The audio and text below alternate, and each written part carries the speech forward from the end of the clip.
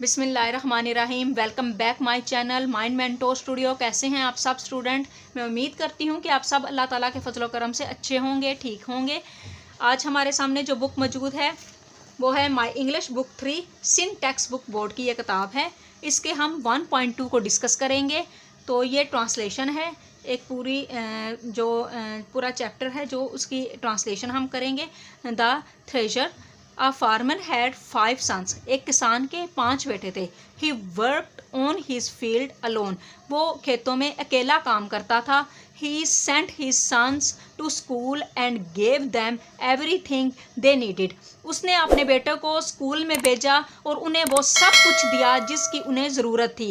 Everything, हर वो चीज़ देना, सब कुछ देना। नीडेड, मुहैया करना, जिनकी उन्हें ज़रूरत थी।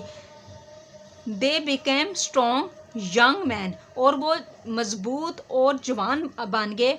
But they were lazy and selfish. लेकिन वो बहुत सुस्त और खुदगर्ज थे। लेज़ी, सुस्त होना, सेल्फिश, खुदगर्ज होना।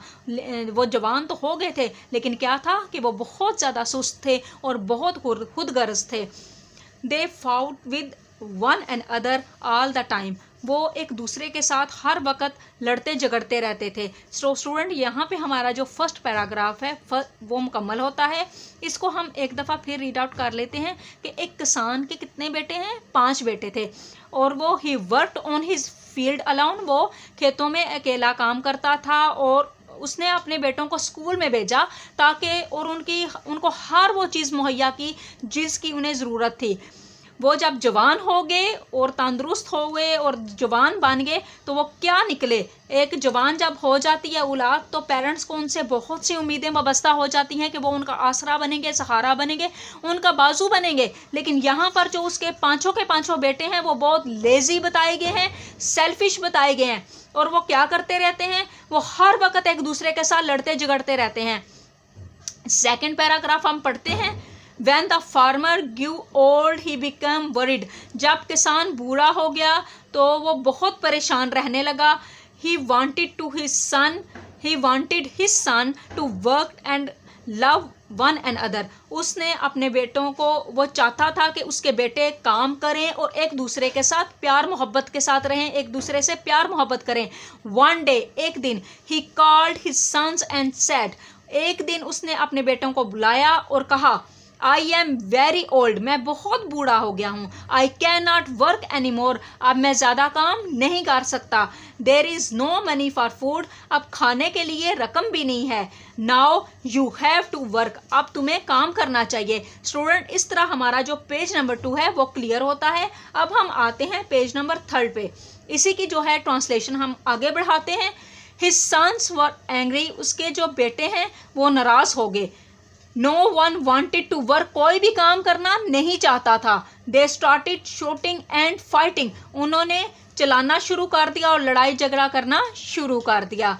The old farmer said. बूढ़े आदमी ने कहा, स्टॉप फाइटिंग। लड़ो मत, यहाँ लड़ाई ना करो, लड़ो मत।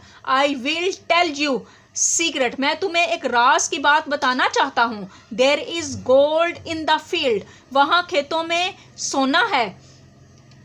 गो एंड फाइंड इट। जाओ और उसे तलाश करो। The boys dug up the field but there was no gold.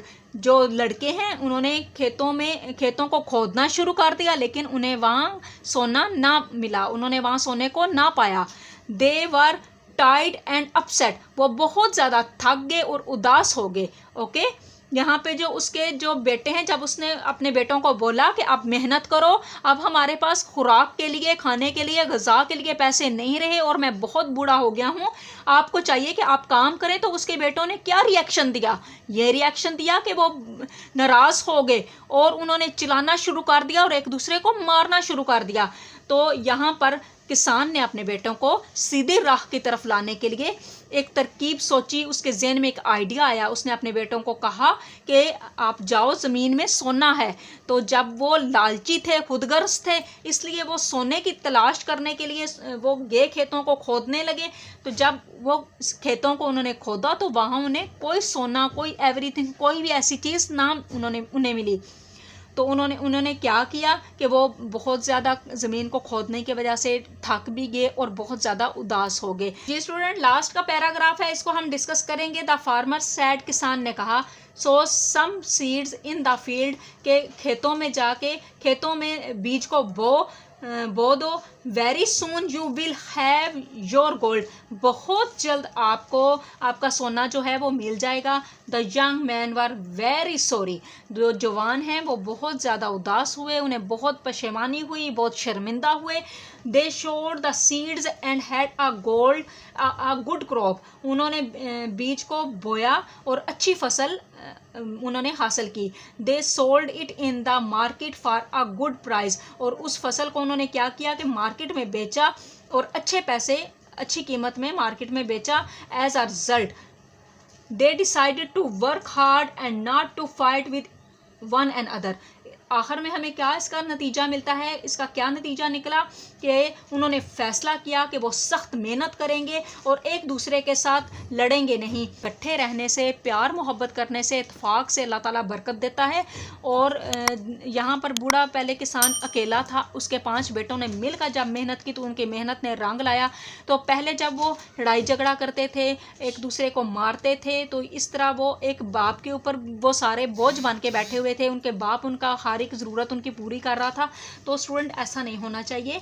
जब हम बच्चे जवान हो जाते हैं तो हम अपने वालिदैन का सहारा होते हैं, तो आपको भी चाहिए कि आप अपने वालिदैन के लिए अच्छी एक मिसाल कायम करें, उनको सहारा दें, जिस तरह उन्होंने आपको बचपन में सहारा दिया, बचपन में आपको पाला पोसा। तो स्टूडेंट, यहाँ पे हमारा जो 1.2 है उसकी ट्रांसलेशन कंप्लीट होती है।